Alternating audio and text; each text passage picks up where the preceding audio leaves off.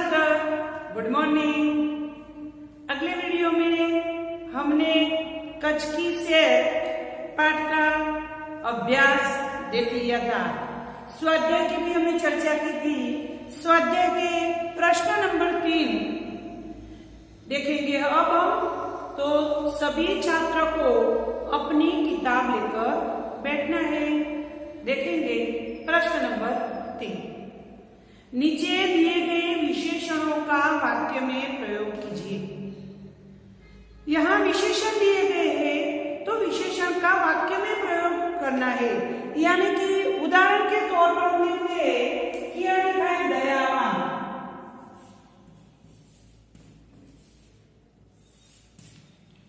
तो शिकारी बहुत दयावान था। राजा दयावान है।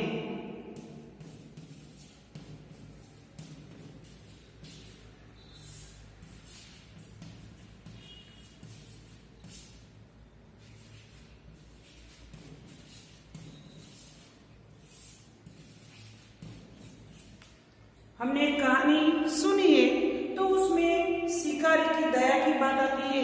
तो हम लिख सकते हैं कि शिकारी बहुत दयावान था।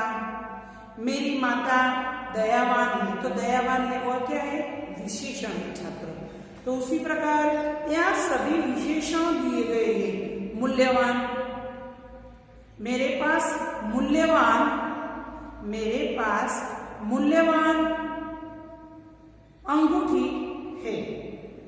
उसी प्रकार आप अपने दिमाग से सोचकर इस विशेषण के वाक्य प्रयोग बना सकते हैं। तो यही आपको हिंदी की कॉपी में लिखना है। उसके बाद दिया गया है प्रश्न नंबर 4। दिए गए परिच्छेद का हिंदी में अनुवाद कीजिए। तो यहाँ गुजराती परिच्छेद दिया गया है, उनका आपको हिंदी में अनुवाद करना है। उनके बाद प्रश्न नंबर 5, अपूर्ण कहानी पूर्ण कीजिए।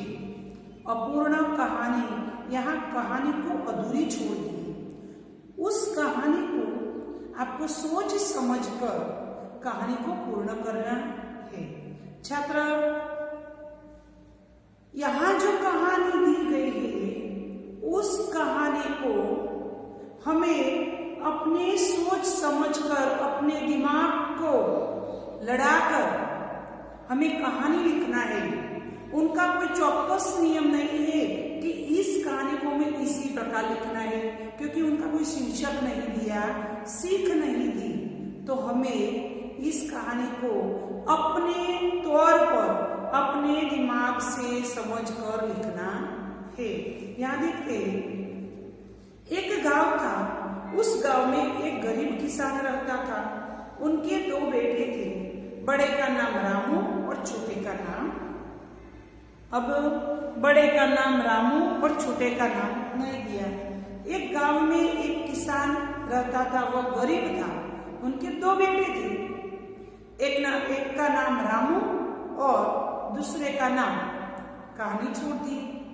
तो अब इस कहानी को हमें सोच समझकर सकारात्मक विचार प्रकट करके हमें कहानी लिखना है।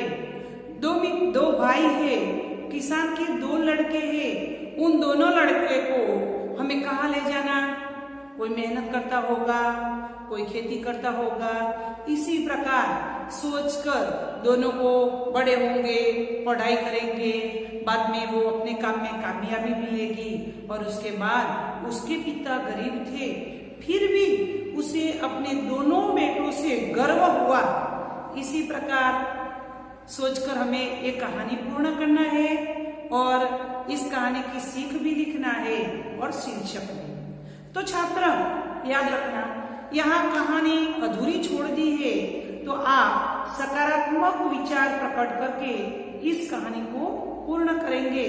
परिच्छेद पढ़कर कहानी लिखना और कहावत, मुहावरे का अर्थ का प्रयोग करके कहानी हमें लिखना है। तो यह काम भी हम हिंदी की कॉपी में करेंगे।